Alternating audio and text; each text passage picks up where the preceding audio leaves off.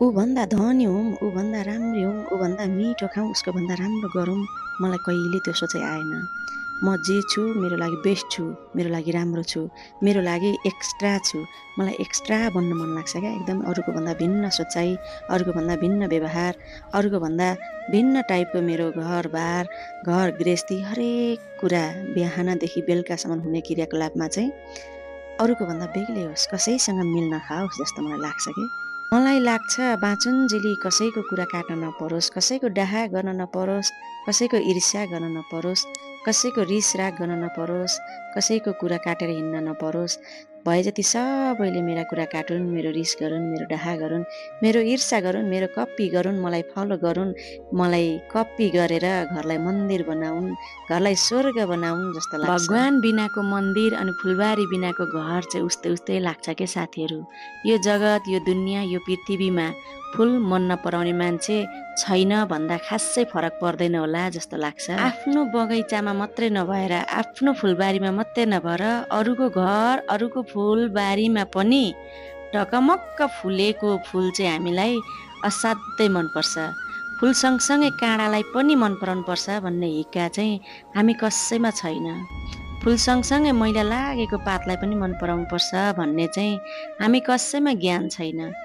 त्यो फुल फुलाउनलाई सङ्घर्ष गरिरहेको त्यो जरा माटामुनि आफू बसेर दुनियाँ संसार हेर्नलाई, पृथ्वीमा देखाउनलाई त्यो फुल फुलोस्, त्यसले हेरोस्, त्यो संसार देखोस् भनेर त्यो जराको भूमिका कति छ त होइन।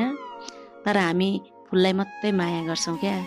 फुललाई मात्रै होइन साथीहरू, मलाई चाहिँ कस्तो लाग्छ भने त्यो फुल फुलाउनमा, तपाईँको घरबार सजाउनमा, तपाईँलाई खुसी दिनमा त्यो फुलको जति भूमिका छ त्यसको भन्दा डबल भूमिका त्यो जराको पनि छ। मैला लागेको भए पनि त्यो पातलाई माया गर्नुपर्छ। एउटा फुल फुलाउनलाई जराले धेरै सङ्घर्ष गरेको हुन्छ। पातको पनि उत्तिकै भूमिका हुन्छ, काँडाको पनि उत्तिकै भूमिका हुन्छ। फुल फुलेर ढकमक्क भइसकेपछि मालीले के भन्छ भने मैले दिन र रात मेहनत गरेर फुल फुलाएको भन्छ क्या। जरालाई पनि बिर्सिन्छ, पातलाई पनि बिर्सिन्छ, काँडालाई पनि बिर्सिन्छ क्या उसले चाहिँ। एउटा तपाईँको हस्बेन्ड अथवा वाइफ जो भए पनि उसलाई फुलाउनलाई, फक्राउनलाई सबै परिवारको उत्ति नै भूमिका हुन्छ क्या, तपाईँको मात्रै होइन।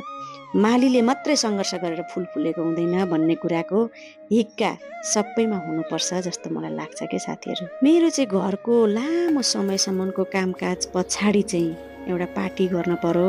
मलाई सरसहयोग गर्ने दिदीलाई चाहिँ पार्टी खाम दिदी भने के खाने भन्दा माछा मासु कि सेल भनेको उहाँले पनि सेल चुन्नुभयो। मेरो लागि खानामा सबैभन्दा बेस्ट मैले चुन्न पर्छ भने सेलरोटी नै हो। सेल खाएपछि मलाई ग्यास्ट्रिक हुन्छ, कता कता दुख्छ, के हुन्छ भनेर साध्य छैन। तर सेल देख्ने बित्तिकै आज दुःख भोलिपल्ट फेरि निको भइहाल्छु के म। मलाई चाहिँ कस्तो लाग्छ भने साथी भनेको सबैभन्दा माथि। साथी भनेको चाहिँ जोखेर तौलेर बोल्न हुने बोल्न नहुने छनौट गरेर शब्दहरू चुनेर बोल्न नपरोस्, देखाउटी गर्न नपरोस्। साथी भनिसकेपछि बिन्दास क्या, साथी आउँदैछ भनेर हतार हतार सजिन र सवार्नतिर लाग्न नपरोस् जस्तो लाग्छ कि मलाई चाहिँ। साथी साथी नै हो, सासू होइन।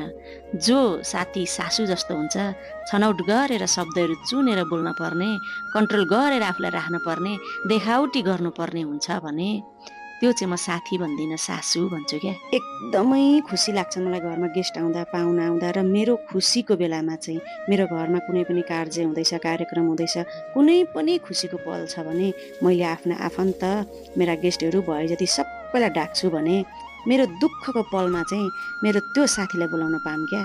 त्यो साथीसँग मेरा दुःख सेयर गर्न पाऊँ। साथी सबैभन्दा माथि त्यसै भनिएको होइन रहेछ जस्तो लाग्छ मलाई चाहिँ। एकदमै मान्छे आएको मनपर्ने मान्छेमा पर्छु क्या म चाहिँ। साथीभाइ, आफ्ना आफन्त बोलाउनु, खुवाउनु, कहिलेकाहीँ रमाइलो गर्नु, यही होला हाम्रो छोरी मान्छेको लक्षण जस्तो लाग्छ कि। मेरो घरमा आउने गेस्टहरूको लागि कति कमाइ छ हस्बेन्डको भनेर सुनाउन मन लाग्दैन। कस्तो कर्म छ हस्बेन्डको, कस्तो कर्म छ मेरो, कस्तो संस्कार छ मेरो घरमा, कस्तो नियम छ मेरो घरमा भनेर चाहिँ सुनाउन अवश्य मन लाग्छ कि। अरूभन्दा बेग्लै सोचाइ भएरै होला, बाहिरी रूपमा, देखाउटी रूपमा अरूले देख्दा मात्र राम्रो हुन मन लाग्दैन, भित्री रूपमा राम्रो हुन मन लाग्छ, भित्री सोचाइमा राम्रो हुन मन लाग्छ, भित्री व्यवहारमा राम्रो हुन मन लाग्छ। देख्दा अरूले वाउ भन्ने होइन, मेरो घरभित्र छिर्दा वाउ भनौँ जस्तो लाग्छ मलाई। बाहिर भेट्दा, बाहिर देख्दा वाउ होइन, मेरो घरभित्र छिरेर मेरो घरमा गरिएको सजी सजावट, मेरो घरको क्रियाकलाप, मेरो घरको व्यवहार हेरेर मलाई जज गरोस् जस्तो लाग्छ। राम्री बनेर हिँडम कहिल्यै लाग्दैन, परिवारलाई राम्रो बनाएर हिँडम म त्यसै राम्री हुन्छु जस्तो लाग्छ। अरूभन्दा बेग्लै भएर होला, अरूलाई बुढोले सघाउनु भएन भनेर रिस उठ्छ, किचनको काममा हात बटार्नु भएन भनेर रिस उठ्छ भने मलाई चाहिँ मेरो बुढो म किचनमा काम गर्दै जाँदा, घर सरसफाइ गर्दै जाँदा सघाउन आउनुभयो भने रिस उठ्छ के। मलाई मेरो बुढोले भाँडा मोलेको मनै पर्दैन। भात पकाएको तै विषय मैले सकिनँ भने मनपर्छ होइन, बाध्यता छ नि त। नभए बुढोले भाँडा मोलेको मलाई मनै पर्दैन। म त यहाँसम्म भन्छु कुनै पनि छोरा मान्छे भाँडा मोल्न जन्मेको हो जस्तै मलाई लाग्दैन क्या। सोचाइ आफ्नो हो, म सही भन्न खोजेको होइन, म गलत पनि हुन सक्छु, मेरो सोचाइ गलत पनि हुनसक्छ, तर मलाई मन नपर्ने कुरामा चाहिँ छोरा मान्छेले भाँडा मोलेकै हो कि। गफको सिलसिलामा मेरो चाहिँ चिया पनि पाएको साथीहरू, चिया चाहिँ मलाई एकदमै धेरै मिठो चाहिन्छ क्या। चिया खाएर फेरि पनि हामी यसरी रेलिङ सफा गर्न थाल्यौँ है। सबैसँग मेरो सोच विचार मिल्न पर्छ भन्ने चाहिँ मलाई लाग्दैन, तर मलाई चाहिँ कस्तो लाग्छ भने दिनभरि मानसिक र शारीरिक रूपमा थकित भएर आएको छोरा मान्छे चाहिँ त्यो घरभित्र छिर्दा चाहिँ मन्दिरमा छिरे जस्तो फिल होस् क्या।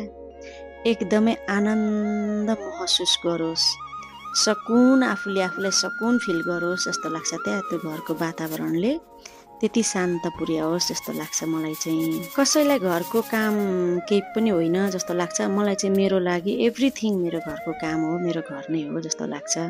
कसैलाई 10,000 20,000को जागिर खान जाँदा जागिरे हुँ भन्दा प्राउड फिल हुन्छ भने म घर गृहस्थी चलाएर हाउसवाइफ हुँ भन्दा प्राउड फिल हुन्छ कि। मैले मेरो घरलाई पहिलो प्राथमिकता दिएको छु, मेरो लागि